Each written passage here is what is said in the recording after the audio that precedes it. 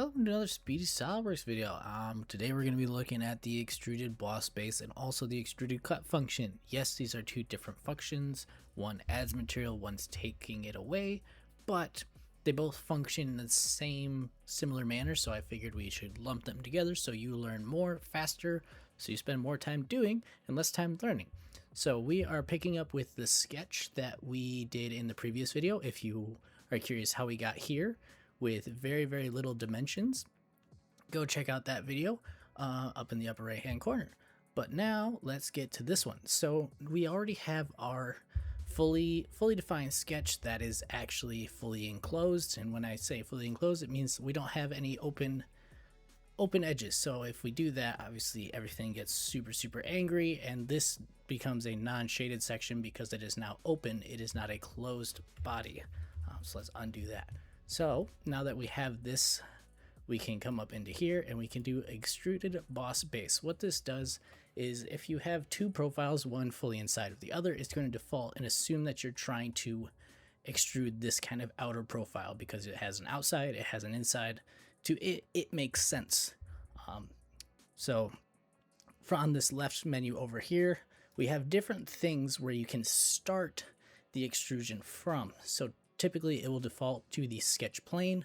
It's basically where the sketch is itself. What we can do is you can start it from a different surface, face, or plane. So say you want to start it on a different face that's in the same kind of fore aft depth, you can make it start from there. A vertex is just a different point in space, but you can also do an offset.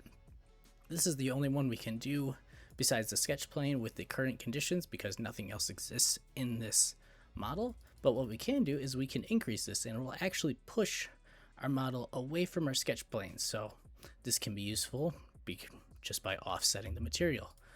But for what we're going to do, we're just going to start at the sketch plane so it makes the most sense. Blind basically means it's blind. It doesn't know anything. It's just only looking at this dimension, and that will define how far it goes in or out. So obviously everything is moving to the left on the screen. If we want it to go the other way, that's what this little click box does. It changes the direction of the feature. Like I said, with the from, you can also have it be up to a vertex. That gets rid of our dimension because it's now going to a different point in the model and using that as its endpoint. The only thing that we can do right now, because this is the only model in this, is to do the blind command. And sometimes I don't even know how we get to this, but you can basically drag and drop the dimension. But let's set this at 2, and there we go. So now we can save that, say that's a good, and now we have a solid body that is our sketch. It's been extruded 2 inches. So if we go through and measure this distance, it is now 2 inches. Something else within this menu, say you have a sketch on the mid plane of something and you want it to go both directions, you can make it go both directions. And each direction can have its own individual distance measurement or requirement. So we can make this blind 2 inches the other direction, and now we have something that is 4 inches. Oops, let's grab the right thing. 4 inches in length. So if we hop back into this feature, we get rid of our dual direction.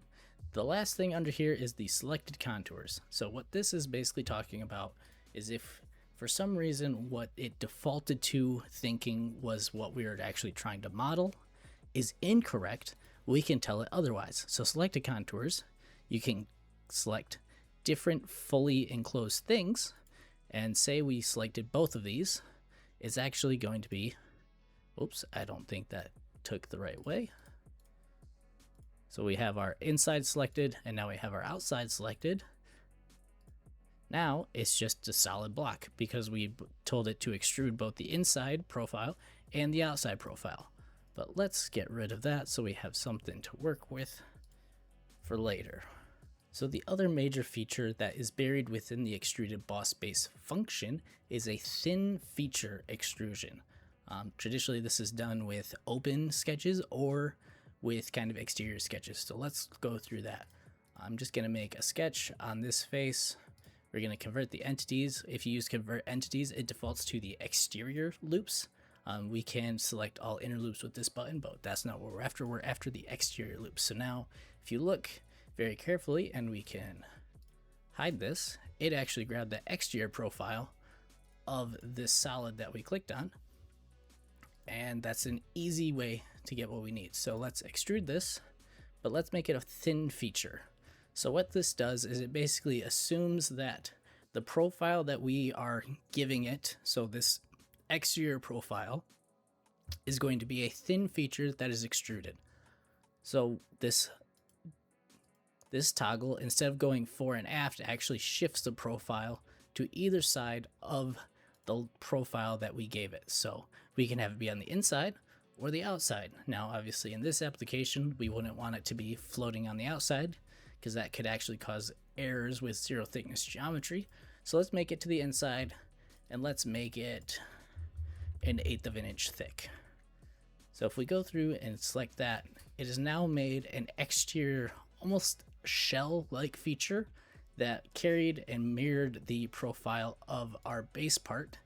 And instead of having to define an interior edge for this extrusion, say we wanted this 1/8 inch feature, a different way to do it would be to give actually, let's just go through it. So say we want to do that same part.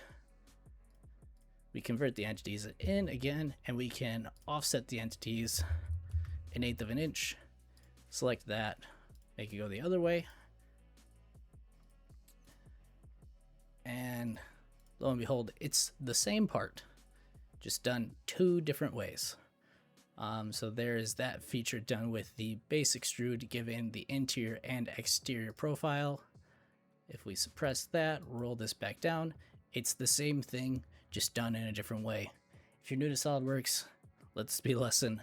You can do just about anything, any number of ways, and every single way is correct unless it tells you otherwise. So similar to the extrusions where we're actually adding material, the extruded cut works in a similar manner, only taking away material. So let's do this real quick, so we can keep things moving. Let's draw a generic profile. Yes, I know it's not defined. This is for educational purposes only. And instead of extruding the profile, which would add material, say we want it to go the other way. And this is how you can take different things and use them as ending things rather than saying, okay, I want it to go all the way back to this edge.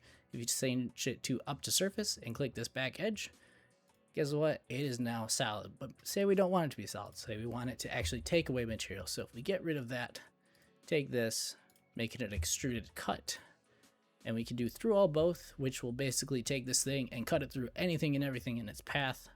It will also auto select direction 2 and select that as through all. But we can also use this up to surface command, and it'll cut right up to this surface. And there we go. So rather than adding material with a Extruded Boss base function, we can take it away with an extruded cut. Now these may seem like very, very simplistic kind of functions and features, and while they are, they're also some of the most reliable, simplistic features that kind of are as capable as you can imagine them being. So while there are lots of fancy commands in SOLIDWORKS that allow you to do a ton of different things and make things very, very extravagant and look very nice, sometimes the base features are the most reliable, and the limit of them is only down to your own creativity. So hopefully this taught you something. If it did, check out my other SOLIDWORKS videos. Thanks.